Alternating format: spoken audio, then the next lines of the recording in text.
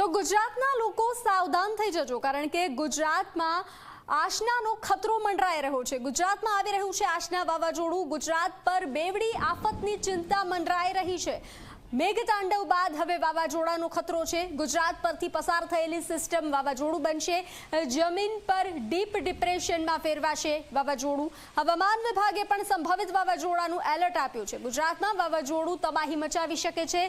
ગુજરાત પરથી પસાર થઈ ચૂકેલું આ ડિપ્રેશન હવે કચ્છ તરફ છે અને અરબી સમુદ્ર તરફ વળી ગયું છે। જો કે ગુજરાત પરથી પસાર થયેલી આ સિસ્ટમ શુક્રવારે વાવાઝોડું બનશે। આ વાવાઝોડાને આશના નામ આપવામાં આવ્યું છે। તો ગુજરાત પર હાલ વાવાઝોડાનું સંકટ તોડાઈ રહ્યું છે। ખાસ કરીને કચ્છમાં ભારે વરસાદ પણ જોવા મળ્યો છે। ગઈકાલે 15 ઇંચથી વધુ વરસાદ નોંધાયો હતો। કચ્છના લોકોને પણ સાવચેત રહેવા સૂચના આપવામાં આવી છે। ત્યારે ગુજરાત પર વાવાઝોડાનું સંકટ તોડાઈ રહ્યું છે। ગુજરાતમાં આશના વાવાઝોડાનું સંકટ તોડાઈ રહ્યું છે। ગુજરાત પર બેવડી ચિંતા જોવા મળી રહી છે। મેઘતાંડવ બાદ હવે વાવાઝોડાનો ખતરો મંડરાઈ રહ્યો છે। ગુજરાત પરથી પસાર થયેલી સિસ્ટમ વાવાઝોડું બનશે। જમીન પરનું ડીપ ડિપ્રેશન વાવાઝોડામાં ફેરવાશે। તો આપ હાલ 1944, 1964 અને 1976 બાદ ફરી આ જ ઘટનાનું પુનરાવર્તન થયું છે અને ફરી આ જ ઘટના જે રીતે દરેક વાવાઝોડું દરિયામાં ઉદ્ભવે છે તો આ વાવાઝોડું જમીન પર ઉદ્ભવ્યું છે। આ વાવાઝોડાનું નામ આશના નામ પાકિસ્તાન દ્વારા રાખવામાં આવ્યું છે। તો હાલ ગુજરાત પર આશનાનું સંકટ તોડાઈ રહ્યું છે। તો રાજ્યમાં ડીપ ડિપ્રેશનના કારણે ભારેથી અતિ ભારે વરસાદની પણ સંભાવનાઓ વ્યક્ત કરવામાં આવી છે। આપ આ જોઈ રહ્યા છો વાવાઝોડું આવી રહ્યું છે ત્યારે સૌરાષ્ટ્ર કચ્છ પર હવે વાવાઝોડાનું જોખમ તોડાઈ રહ્યું છે। હાલ આશના વાવાઝોડાનું સંકટ તોડાઈ રહ્યું છે। હાલ રાજ્યમાં ભારે વરસાદની પણ સંભાવનાઓ વ્યક્ત કરવામાં આવી છે। કચ્છના દરિયાકાંઠા તરફ આ ડીપ ડિપ્રેશન આગળ વધી રહ્યું છે। આશના વાવાઝોડું જે છે તે ડીપ ડિપ્રેશનમાં ફેરવાય આગળ વધી રહ્યું છે। ડીપ ડિપ્રેશન મજબૂત થતા વાવાઝોડાની સંભાવનાઓ વ્યક્ત કરવામાં આવી છે। હવામાન વિભાગ દ્વારા સંભાવનાઓ વાવાઝોડાની વ્યક્ત કરવામાં આવી છે। ડીપ ડિપ્રેશન વાવાઝોડામાં ફેરવાયું છે। વાવાઝોડાની સંભાવનાથી રેડ એલર્ટ આપવામાં આવ્યું છે। સૌરાષ્ટ્ર કચ્છના જિલ્લાઓમાં રેડ એલર્ટ આપવામાં આવ્યું છે। સાથે શાળા કોલેજોમાં પણ રજા જાહેર કરવામાં આવી છે। દરિયાકાંઠાના વિસ્તારમાં 85 કિલોમીટર પ્રતિ કલાકની ઝડપે પવન ફૂંકાઈ શકે છે। દરિયાકાંઠામાં વિસ્તારોને પણ એલર્ટ કરવામાં આવ્યા છે। 85 કિલોમીટરની ઝડપે પવન ફૂંકાઈ શકે છે। 31 ઓગસ્ટ સુધી દરિયો તોફાની રહેવાની આગાહી કરવામાં આવી છે। દરિયામાં ભારે કરંટ જોવા મળશે। 31 ઓગસ્ટ સુધી દરિયામાં ભારે કરંટ જોવા મળશે। અમદાવાદ સહિત રાજ્યભરમાં ભારે પવન ફૂંકાઈ શકે છે।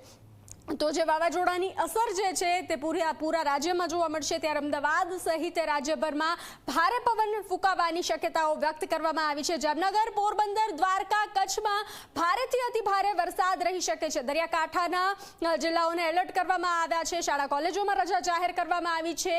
સૌરાષ્ટ્ર અને કચ્છના જિલ્લાઓમાં રેડ એલર્ટ આપવામાં આવ્યું છે। રાજકોટ, જૂનાગઢ, મોરબીમાં ભારે વરસાદની સંભાવનાઓ વ્યક્ત કરવામાં આવી છે। હવામાન વિભાગ હવામાન નિષ્ણાંત દ્વારા રાજકોટ, જૂનાગઢ, પોરબંદરમાં ભારે વરસાદ રહેશે તો ભારે વરસાદની સંભાવનાઓ વ્યક્ત કરવામાં આવી છે। પશ્ચિમ દક્ષિણ પશ્ચિમ તરફ આ વાવાઝોડું આગળ વધી રહ્યું છે। આશના વાવાઝોડું જે છે તે હાલ પશ્ચિમ દક્ષિણ પશ્ચિમ તરફ આગળ વધી રહ્યું છે। તો વાવાઝોડું આવી રહ્યું છે ત્યારે ગુજરાત જે છે ગુજરાત પર સંકટ તોડાઈ રહ્યું છે। પાકિસ્તાનના કાંઠા સાથે ટકરાયા બાદ ઓમાન તરફ આ વાવાઝોડું જઈ શકે છે। આ વાવાઝોડું ઓમાન તરફ જશે। પાકિસ્તાનના કાંઠા સાથે ટકરાયા બાદ આ વાવાઝોડું ઓમાન તરફ જશે। તો ચોથી ઘટનાનું આ પુનરાવર્તન થયું છે।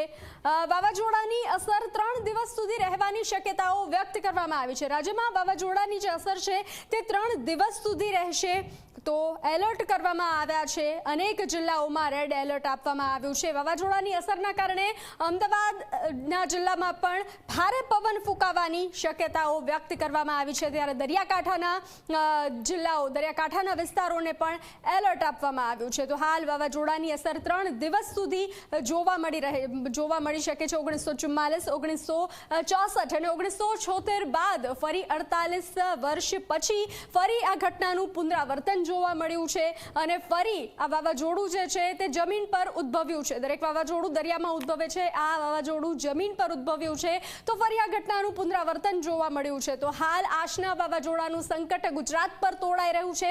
ખાસ કરીને કચ્છમાં ભારે વરસાદ ગઈકાલે પણ જોવા મળ્યો હતો અને હાલ પણ ભારે વરસાદ જોવા મળી રહ્યો છે. આશના વાવાઝોડું કઈ રીતે અલગ પડે છે? દરિયામાંથી ઉત્પન્ન થાય છે મોટા ભાગના વાવાઝોડા, તો આપ આ વાવાઝોડાને લઈ અને શું અલગ છે? આશના વાવાઝોડું જમીન પર એક્ટિવ થઈ અને દરિયામાં ઉતરશે. આશના વાવાઝોડા વિશે થોડી માહિતી મેળવીએ તો આશના વાવાઝોડું જમીન પર એક્ટિવ થઈ અને દરિયામાં ઉતરશે. આ ચોથી ઘટના છે. 48 વર્ષ બાદ ગુજરાતમાં આ પ્રકારનું વાવાઝોડું જોવા મળ્યું છે. લાસ્ટ 1976માં આ વાવાઝોડું જે છે આ જ પ્રકારનું અને આ જ રૂટ પરથી આ વાવાઝોડું જોવા મળ્યું હતું. તો ગુજરાતમાં છેલ્લા 1976માં આવી સિસ્ટમ સક્રિય થઈ હતી. તો આશના વાવાઝોડાને લઈ અને મહત્વની વાતો જે છે અમે આપને બતાવી રહ્યા છીએ. છેલ્લા 5 વર્ષ ગુજરાતમાં કયા પ્રકારના અને કયા વાવાઝોડા આવ્યા?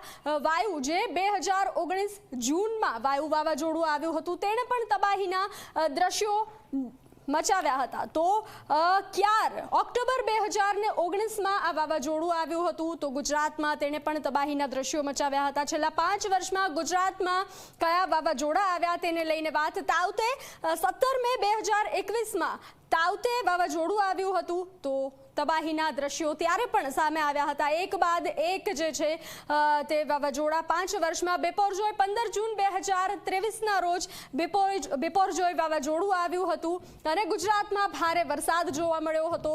એલર્ટ આપવામાં આવ્યું હતું અને તબાહીના દ્રશ્યો, પાણી ભરાયાના દ્રશ્યો સામે આવ્યા હતા. તો ફરી આશના વાવાઝોડું જે છે તે સંકટ હાલ ગુજરાત પર આશના વાવાઝોડાનું સંકટ મંડરાઈ રહ્યું છે. તો આશનાનો ખતરો જે છે તે જોવા મળી રહ્યો છે. રાજ્યમાં ડીપ